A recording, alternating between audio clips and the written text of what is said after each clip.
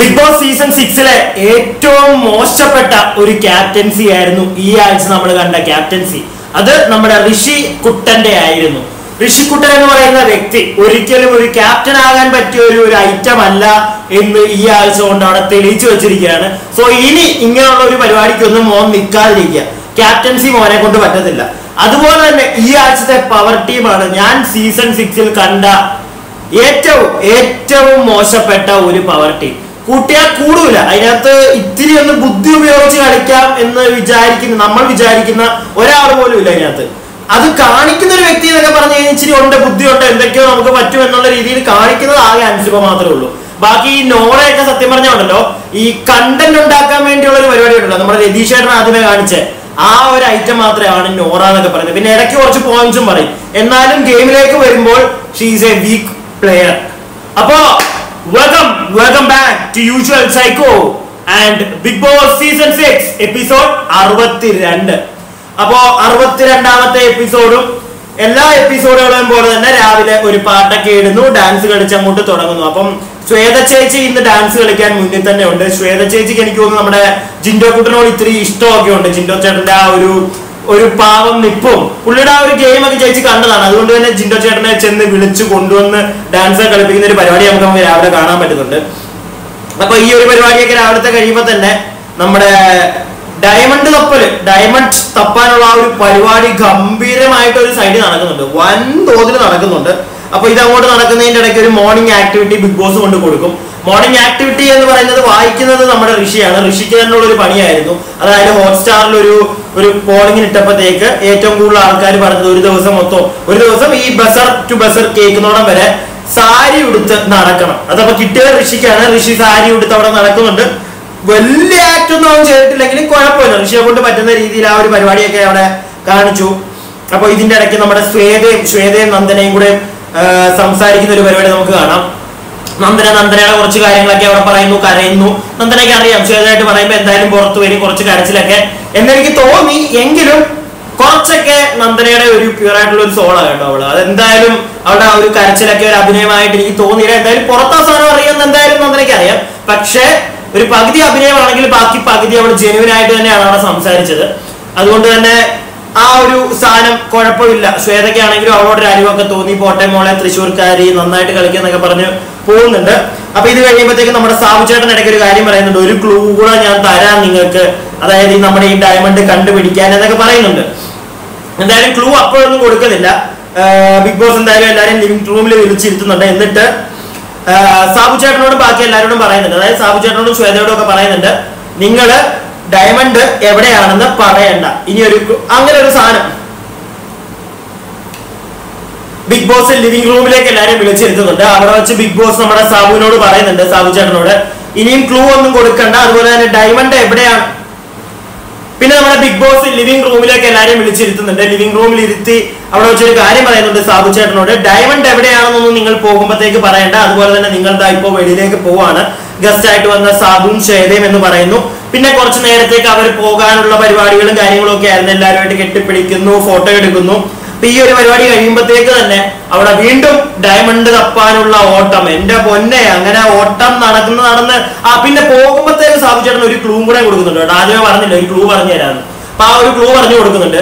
ആ ക്ലൂ എന്താന്ന് വെച്ച് കഴിഞ്ഞാൽ നനവുള്ള സ്ഥലം എന്നാൽ ഇരുട്ടുള്ള സ്ഥലം, ഇങ്ങനെ ഒരു സാധനം പറഞ്ഞു കൊടുക്കുന്നുണ്ട്. അപ്പൊ ഈ ഒരു ക്ലൂ കൂടെ വെച്ച് അവിടെ വൻ തപ്പല് നടക്കുന്നുണ്ട്. തപ്പി ചെന്ന് ലാസ്റ്റ് നമ്മുടെ സായി ചേട്ടന് ഫ്രിഡ്ജിൽ ഈ സാധനം കിട്ടും. സായി ചേട്ടൻ ആരോട് പറയാതെ വോക്കിൽ എടുത്ത് വെച്ചു. അപ്പോ ഇത് കഴിയുമ്പോഴത്തേക്ക് സായി ചേട്ടൻ നേരെ ബിഗ് ബോസ് ക്യാമറയിൽ വന്നിട്ട് ഒരു സാധനം പറയുന്നുണ്ട്, ബിഗ് ബോസ് എന്നെ ഒന്ന് കൺഫെഷൻ റൂമിൽ വിളിക്കണം, എനിക്കൊരു കാര്യം പറയാനുണ്ട്. എനിക്ക് ഡയമണ്ട് കിട്ടി, പക്ഷെ എനിക്കൊരു കാര്യം ചോദിക്കാനുണ്ട്, അതുകൊണ്ട് എന്നെ ഒന്ന് കൺഫെഷൻ റൂമിൽ വിളിക്കണം. അതുപോലെ തന്നെ ഈ ഡയമണ്ട് ഞാൻ എന്റെ വെക്കില്ല, ഇത് ഞാൻ ശ്രീരേഖ ചേച്ചിക്ക് കൊടുക്കും എന്നൊരു സാധനം പറയുന്നുണ്ട്. എന്നെ കൺഫെഷൻ റൂമിൽ വിളിക്കണം, എനിക്കൊരു സീക്രട്ട് ആയിട്ടൊരു കാര്യം പറയണം എന്ന് എടുത്ത് പറയുന്നുണ്ട്. അപ്പം ഈ നമ്മുടെ ശ്രീരേഖ ചേച്ചി കൊടുക്കുക എന്ന് സായി പറഞ്ഞ ഒരു പരിപാടി സായിക്ക് അതിനകത്ത് കയറി കഴിഞ്ഞപ്പോൾ ശ്രീരേഖയെ കുറച്ചുകൂടെ ഇഷ്ടപ്പെട്ടു, അതുകൊണ്ട് ശ്രീരേഖയെ കൊടുക്കാന്ന് വിചാരിച്ചു. ആ ഒരു മൈൻഡാണ്. പക്ഷെ ആ ഒരു കാര്യത്തിൽ മാത്രം സായി ചേട്ടൻ എന്ന് പറയുന്ന പൊട്ടനെ ഞാൻ വീണ്ടും അവിടെ നോട്ടീസ് ചെയ്തു. കാരണം ഒരു ഗെയിമും ജനങ്ങൾക്ക് ഇവിടെ പുറത്തു തരാത്ത, ഈ ആഴ്ച എങ്ങനെ പോയാലും ഔട്ട് ആവാൻ ചാൻസ് ഉള്ള ഒരാളാണ് ശ്രീരേഖ. കാരണം ഒരു തേങ്ങയും പുറത്തേക്ക് വരുന്നില്ല. ലാലേട്ടനെ കണ്ടു കഴിയുമ്പോൾ മറ്റേ എളിമ മൂത്ത് കുറച്ച് ഡയലോഗുകൾ അടിക്കുകയും പിന്നെ കുറച്ച് അഭിനയം അതിനകത്ത് കാഴ്ചവെക്കുന്നുണ്ട്, നല്ല രീതിയിലുള്ള ആക്ടിങ് പരിപാടിയുണ്ട്. അതല്ലാതെ ഗെയിമിംഗ് ആ ഒരു സാധനത്തിലേക്കൊന്നും ശ്രീരേഖ നോക്കുക വേണ്ട, ബാക്കിൽ ഓടിച്ചു വെക്കും. ഇന്നും ഉണ്ടായിരുന്നു ക്യാപ്റ്റൻസിയുടെ ഒരു ഗെയിം. ചേച്ചിയെ കൊണ്ട് പറ്റത്തില്ല, ചേച്ചിക്ക് പ്രായമായി, അവിടുത്തെ പല പരിപാടിക്കും ചേച്ചിക്ക് പറ്റത്തില്ല. ചേച്ചി ഇതിനകത്ത് കിടന്ന് ചെയ്ത് കഴിഞ്ഞാൽ പല അറ്റാക്കും വരും. ചേച്ചിക്ക് പൊളിയുന്നുണ്ട്, പഴയ പോലെ ഒന്നും അല്ല ചേച്ചിക്ക് നല്ല ദേഷ്യമൊക്കെ വരുന്നുണ്ട് ഇന്നത്തെ ഗെയിമിനകത്തൊക്കെ. അവിടെയൊക്കെ നമുക്ക് വരാം. അപ്പൊ എന്തായാലും ഈ ഒരു സാധനം സായി പറഞ്ഞു കഴിയുമ്പോഴത്തേക്ക് കുറച്ച് കഴിയുമ്പോൾ എല്ലാവരും ലിവിംഗ് റൂമിൽ ഇരിക്കുകയാണ്. ബിഗ് ബോസിനോട് സായി പറഞ്ഞത് എന്നെ സീക്രട്ടായിട്ട് കൺഫെഷൻ റൂമിലേക്ക് ഒന്ന് വിളിക്കണം, എനിക്ക് അവിടെ വെച്ച് സീക്രട്ടായിട്ട് പറയണമെന്നാ. ഈ ബിഗ് ബോസ് വേണ്ടി എല്ലാരും ഇരിക്കുമ്പോ ലിവിംഗ് റൂമിൽ ഇരുന്ന് സായിയോട് പറയുന്നു, സായി എന്താണ് എന്നോട് പറയണമെന്ന് പറഞ്ഞത് ഇപ്പോൾ പറഞ്ഞോളൂ എന്നൊരു സാധനം അവിടെ പറഞ്ഞു. ആ ഒരു സാധനം കേട്ടതുകൊണ്ട് മാത്രം സായി പിന്നെ എന്ത് പറയാനാ, എല്ലാരും കേൾക്കുകയും ചെയ്തു. സായി അവിടെ ഇന്ന് തന്നെ പറയുന്നുണ്ട്, ബിഗ് ബോസ് എനിക്ക് ഡയമണ്ട് കിട്ടിയിട്ടുണ്ട് എന്ന് പറയുമ്പോഴത്തേക്ക് എല്ലാവരും ഭയങ്കര സന്തോഷമായി എല്ലാവർക്കും. ഓ, സായിയുടെ ഉണ്ട് ആ ഒരു സാധനം, അവൻ അടിച്ചു കാറ്റി എന്നൊരു സാധനം. പക്ഷെ ഇത് കേട്ടോണ്ട് തന്നെ ബിഗ് ബോസ് ഇവരെ വഴക്കും പറയുന്നുണ്ട് സായിയെ. സായി ഇത് ആരോട് പറയരുതെന്ന് പറഞ്ഞാല് സായി അത് നേരത്തെ ഈ ബിഗ് ബോസിനോട് എന്നെ കൺവെൻഷൻ റൂമിലേക്ക് വിളിക്കൂ എന്ന് പറയുന്ന സമയത്ത് തന്നെ സായി പറയുന്നുണ്ട്, ബിഗ് ബോസ് ഞാനോട് ആരോടും പറയുന്നില്ല, കാരണം എനിക്ക് കിട്ടിയിരിക്കുന്ന ഒരു നേരത്തെ പറഞ്ഞിരിക്കുന്നത് വെച്ച് ആരോടും പറയരുതെന്നാണ്, അതുകൊണ്ട് ഞാൻ പറയുന്നില്ല, എന്നെ കൺഫെഷൻ റൂമിലേക്ക് വിളിക്കൂ, എനിക്ക് വേറൊരു കാര്യം സീക്രട്ട് ആയിട്ട് പറയണം എന്ന് സായി പറയുന്നത് എല്ലാവരും വ്യക്തമായിട്ട് കേട്ടു. എന്നിട്ടും ബിഗ് ബോസ് അവിടെ ഒരു ഗെയിം കളിച്ചു. സോ ഇന്നത്തെ ചെറ്റ ബിഗ് ബോസ് തന്നെയാണ്. എന്നിട്ട് സായി അവിടെ പറഞ്ഞപ്പോഴത്തേക്ക് സായിയുടെ തലയാടി പറിക്കാൻ പോകുന്ന ബിഗ് ബോസിനെ ഞാനെന്ന് കണ്ടു. സോ ബിഗ് ബോസിന്റെ ആ ഒരു ഗെയിം ഇനി എന്തിലേക്കാണ്, ഇനി ചിലപ്പോൾ എനിക്കിനി ഇവരുടെ ഇടയ്ക്കിനി ഒരു വഴക്കുണ്ടാക്കാനോ വല്ലതൊക്കെ ആയിരിക്കും. കാരണം അത് കഴിയുമ്പോഴത്തേക്ക് ബിഗ് ബോസ് തന്നെ പറയുന്നുണ്ട്, ഞാൻ ചോദിക്കുമ്പോൾ ആരുടെ കയ്യിലാണ് എന്ന് എനിക്ക് അറിഞ്ഞാൽ മതി, ഇപ്പൊ സായിയുടെ ഇരിക്കുന്നു ഇരുന്നോട്ടെ, അതിനെ ബാക്കിയുള്ളവർക്ക് അടിച്ചു മാറ്റാം എന്നുള്ളൊരു മോഡ് അവിടെ ബിഗ് ബോസ് കൊടുക്കുന്നുണ്ട്. സോ അടുത്ത പൊട്ടൽ, നാളത്തേക്കുള്ള പൊട്ടലോ അല്ലെങ്കിൽ ഇന്ന് രാത്രി അടിച്ചു മാറ്റാനുള്ള ശ്രമങ്ങളോ ഒക്കെ കാണും. അപ്പോ അങ്ങനെ ഒരു സാധനം അവിടെ നടക്കുന്നുണ്ട്. അപ്പൊ ഇത് കഴിയുമ്പോഴത്തേക്ക് ക്യാപ്റ്റൻസി ടാസ്ക്, അതിനകത്ത് നമ്മുടെ ശരണ്യ, ശ്രീരേഖ, നന്ദന 3 പേരാണ് മത്സരിക്കുന്നത്. നല്ലൊരു ഗെയിം ആയിരുന്നു. മറ്റേ ഇങ്ങനെ കട്ടകൾ വെച്ച് നീങ്ങി പോയി ഫ്രണ്ടിലൊരു മറ്റേ കൊടി കുത്തുന്ന ഒരു സാധനം. അത് തുടങ്ങി കുറച്ച് കഴിഞ്ഞപ്പോഴത്തേക്ക് ഒരു ജസ്റ്റ് ഒരു റൗണ്ട് തന്നെ ഇവർ ഇവിടുന്ന് ഈ സൈഡിലേക്ക് എത്തുന്നതിന്റെ ഒരു പകുതി ആയപ്പോഴത്തേക്ക് ശ്രീരേഖയും ശരണ്യ ഇടയ്ക്കിടയ്ക്ക് എണീക്കുന്നുണ്ടായിരുന്നു. എണീക്കാൻ പാടില്ല, ഇരുന്നോണ്ട് തന്നെ നീങ്ങി പോകണമായിരുന്നു. ഒരു കട്ടയെടുത്ത് ഫ്രണ്ട് വെച്ച് അവിടുത്തെ കാല് വെച്ച് അങ്ങനെ പോകണമായിരുന്നു. അപ്പൊ ഈ ശ്രീരേഖയും ശരണ്യയും എണീറ്റ കണ്ട ഉടനെ തന്നെ നമ്മുടെ ഋഷി പറയുന്നുണ്ട്, നിങ്ങൾ ചെയ്യുന്ന ഫൗളാണ്, അങ്ങനെ ചെയ്യരുത്, ബാക്കി പോ എന്ന് പറയുന്നുണ്ട്.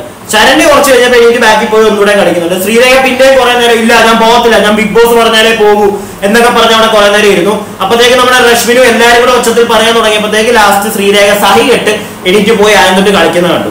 അപ്പൊ ഇത് ഞാൻ എടുത്തു പറയാനുള്ള കാരണം, ഇന്ന് ജിൻഡോ ചേട്ടൻ ഒരു കാര്യം പറയുന്നുണ്ട് ഈ ഗെയിമിനെ പറ്റി. ലാസ്റ്റ് നോമിനേഷൻ സമയത്ത്, അതായത് ഇന്ന് നോമിനേഷൻ പ്രക്രിയക്കുള്ള, അതായത് നമ്മുടെ ജയിലിലേക്ക് നോമിനേറ്റ് ചെയ്യുന്ന ഒരു ദിവസം കൂടെ ആയിരുന്നു. സോ ആ ഒരു പരിപാടിയിൽ ജിൻഡോ ചേട്ടൻ ഈ ഒരു ഗെയിമിനെ പറ്റി പറയുന്നുണ്ട്. ഞാൻ അവിടേക്ക് വരാം. അപ്പൊ അതുകൊണ്ട് മാത്രമാണ് ഞാനത് എടുത്തു പറഞ്ഞത്. നിങ്ങളപ്പോ ഇതൊന്ന് ശ്രദ്ധിച്ചു വെച്ചോടുക.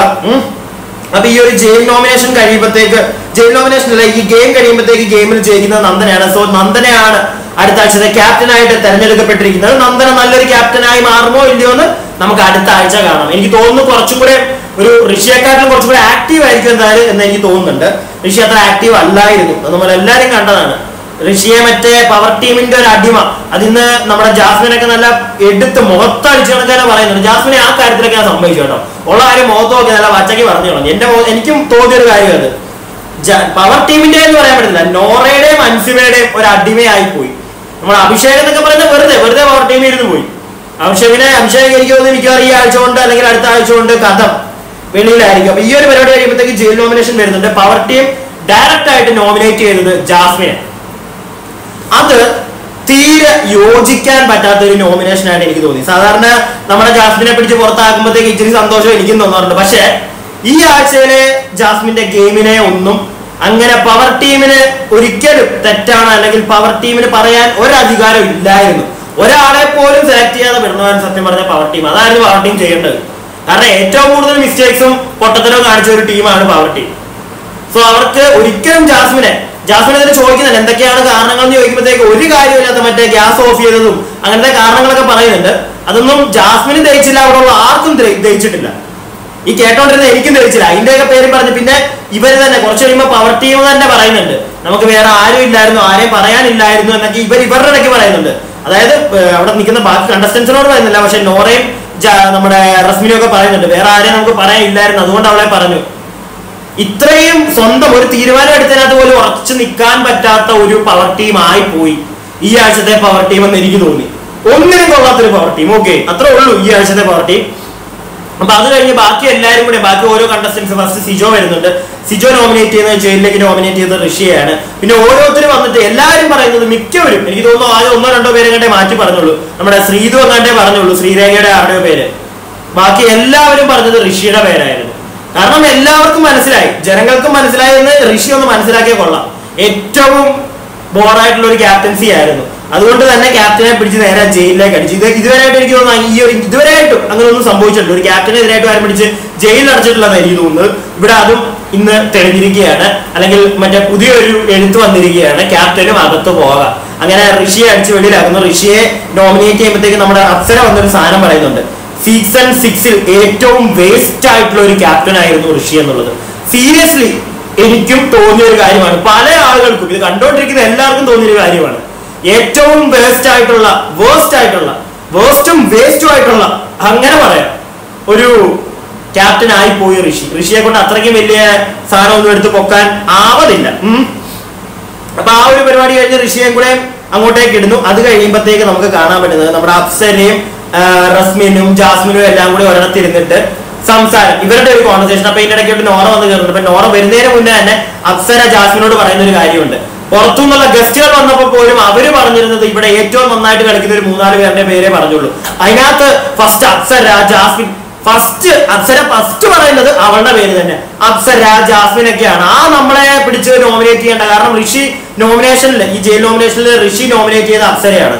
അതൊക്കെ വെറും ദേഷ്യത്തിന്റെ പുറത്തെ എന്ന് എനിക്ക് പറയാൻ പറ്റത്തുള്ളൂ. അതുപോലെ തന്നെ അപ്സരയെ മാത്രം മാന്യമായിട്ടുള്ള വ്യക്തിയൊന്നുമല്ല, അപ്സരയ്ക്കും നല്ല ഈഗോ ഉള്ള വ്യക്തിയാണ്. അപ്സര നല്ല രീതിയിൽ ഋഷിയോട് നല്ല രീതിയിലുള്ള ദേഷ്യമുണ്ട്. അത് ഇന്ന് ഋഷിയെ നോമിനേറ്റ് ചെയ്യുന്ന സമയത്ത് അവളുടെ മുഖത്തേക്ക് ക്യാമറ ഒന്ന് ഫോക്കസ് ചെയ്തു നമ്മുടെ ബിഗ് ബോസ്. അപ്പൊ അവളുടെ മുഖത്ത് കാണുന്ന ഒരു ദേഷ്യം ഉണ്ടല്ലോ, അതൊന്നും ഒരിക്കലും ഗെയിം കഴിഞ്ഞാലും തീർന്ന ഒരു ദേഷ്യമാണെന്നൊന്നും എനിക്ക് തോന്നുന്നില്ല. എന്നും മനസ്സിൽ കാണുന്ന ഒരു സാധനമൊക്കെയാണ്. അത്രയ്ക്കും ആദ്യം തൊട്ടേ നമുക്ക് ഇവർ തമ്മിലൊരു പൊട്ടലുണ്ട്, അത് ഇപ്പോഴും ഉണ്ട്.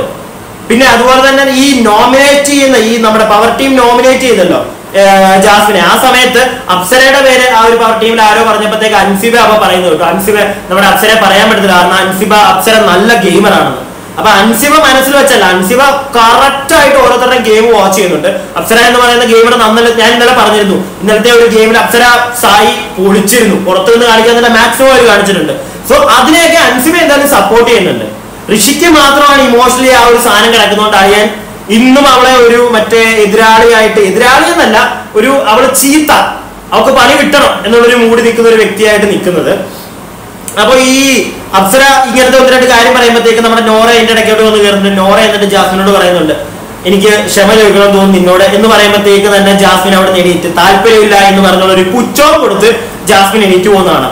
ഇത് കഴിയുമ്പോഴത്തേക്ക് അവിടെ ഇരുന്ന് നോറ അങ്ങോട്ട് തുടങ്ങും. പിന്നെ റസ്മിന്റെ അടുക്ക പോയിരുന്ന് കുറച്ചു നേരം സംസാരിക്കുന്നതൊക്കെ കാണാം. റസ്മിന്റെ അടുക്ക സംസാരിക്കുമ്പോഴത്തേക്ക് നോറ തന്നെയാണ് ഈ നോമിനേഷന്റെ ടൈമിൽ ഈ ജയിലിലേക്കുള്ള നോമിനേഷൻ ഇടയ്ക്ക് ജാസ്മിന്റെ പേര് വലിച്ചടച്ചത്. എന്നിട്ട് അവൾ പറയുന്നുണ്ട് നമ്മൾ ജാസ്മിനെ ഇടണ്ടായിരുന്നു, അങ്ങനെയാണ് ഇങ്ങനെയാണ് എന്നൊക്കെ പറഞ്ഞിട്ട് കരയുന്നതും കാണുന്നുണ്ട്. കാരണം നോറയുടെ കയ്യിൽ നിന്ന് പോയി, വേറെ ഒന്നും പറഞ്ഞു പിടിച്ചിരിക്കാനില്ല. അപ്പൊ പിന്നെ നോറയുടെ അടുത്ത ആയുധം കരച്ചിൽ. നോറ എന്ന് പറയുന്ന ഇച്ചിരിയെങ്കിലും ഒരു ഗെയിം അവക്കുണ്ടെങ്കിൽ ആ ഗെയിം അവളുടെ കരച്ചിൽ കൊണ്ട് ഈ ആഴ്ച കൊണ്ട് തീരുകയാണ്.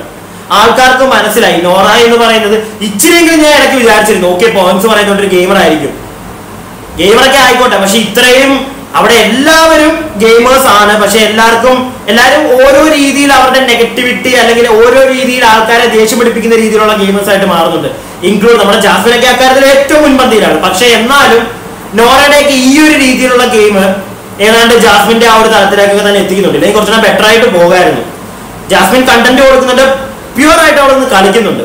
അതിപ്പോ ജനങ്ങൾക്ക് മനസ്സിലാവുന്നതുകൊണ്ട് തന്നെ ജാസ്മിനെ ആൾക്കാർ ഒരുപാട് പേര് ഇപ്പൊ സപ്പോർട്ട് ചെയ്യുന്നുണ്ട്. ഞാൻ പറഞ്ഞല്ലോ, ജാസ്മിൻ എന്ന് പറയുന്ന പേഴ്സണൽ ആയിട്ടുള്ള ഒരു വ്യക്തിയെ പലർക്കും ഇഷ്ടമല്ലെങ്കിലും ജാസ്മിൻ എന്ന് പറയുന്ന ഗെയിമർ സൂപ്പർ ആയിട്ട് മുന്നോട്ട് പോകുന്നുണ്ട്. എന്താണെങ്കിലും അങ്ങനെ തന്നെ പോട്ടെ. അപ്പൊ ഈ ഒരു പരിപാടിയൊക്കെ കഴിയുമ്പോഴത്തേക്ക് പിന്നെ ഒരു സ്പോൺസേർഡ് ടാസ്ക് ഒക്കെയാണ്. കൊള്ളായിരുന്നു, ഹാർപ്പിക്കിന്റെയോ മറ്റേ അങ്ങനത്തെ ഒരു പരിപാടിയൊക്കെ ആയിരുന്നു. എനിക്ക് വലിയ കുഴപ്പമില്ല, കണ്ടോണ്ടിരിക്കുകയായിരുന്നു എന്തായാലും. അപ്പൊ ഇതൊക്കെയാണ് എന്തായാലും ഇന്ന് എപ്പിസോഡിനകത്ത് കാണിച്ചത്. ബാക്കി നമുക്ക് അടുത്ത നാളെ ഇപ്പൊ ലാലേട്ടൻ വരും, അപ്പൊ നമുക്ക് നോക്കാം ഇനി പുതുതായിട്ട് ആരെങ്കിലും വരുന്നുണ്ടോ ഗസ്റ്റുകളൊക്കെ, ഇല്ലെങ്കിൽ ഇതിനകത്തുനിന്ന് ഇനി ആരാണ് വെളിയിലേക്ക് പോകാൻ ചാൻസ്. എന്തായാലും എനിക്ക് തോന്നിയ ഒരു കാര്യം, ശ്രീരേഖയൊക്കെ പുറത്തു പോകേണ്ട ഐറ്റങ്ങൾ തന്നെയാണ്. സായി ആ ഒരു മണ്ടത്തരം കാണിക്കാതിരിക്കട്ടെ. എന്തായാലും സായി ആ മണ്ടത്തരം കൊണ്ട് കൊടുക്കും. അപ്പം അതിപ്പോ കൊടുക്കാൻ ബിഗ് ബോസ് സമ്മതിക്കാതെ അടുത്ത ആഴ്ചത്തേക്ക് വല്ലതും വെക്കുകയാണെങ്കിൽ കുറച്ചുകൂടെ ഒരു ബെറ്റർ ആയിട്ടുള്ള ഒരു ഗെയിം നമുക്കിനി കാണാൻ പറ്റും. ഈ ആഴ്ച കൊണ്ടുപോയി ശ്രീരേഖയിലൊക്കെ കൊടുത്തു കഴിഞ്ഞാൽ പോയി അവിടെ നിൽക്കുന്നതിനകത്ത് ഇനി അവർ നിൽക്കുന്നതിനകത്ത് ഒരു കാര്യമില്ല. ശ്രീരേഖ, ശരണ്യ ഇവരൊക്കെ വെളിയിൽ പോകുന്നതാണ് നല്ലത്. കുറച്ചുകൂടെ ഗെയിംസ് ബെറ്റർ ആവട്ടെ അല്ലേ? അപ്പോ നാളത്തെ എപ്പിസോഡ് കഴിഞ്ഞ് നമുക്ക് റിവ്യൂ കൊണ്ട് കാണാം. അപ്പൊ വീഡിയോ എല്ലാവർക്കും ഇഷ്ടപ്പെടുന്നുണ്ടെങ്കിൽ ഒന്ന് ലൈക്ക് ചെയ്യുക, ഷെയർ ചെയ്യുക, സബ്സ്ക്രൈബ് ഒക്കെ ചെയ്യുക.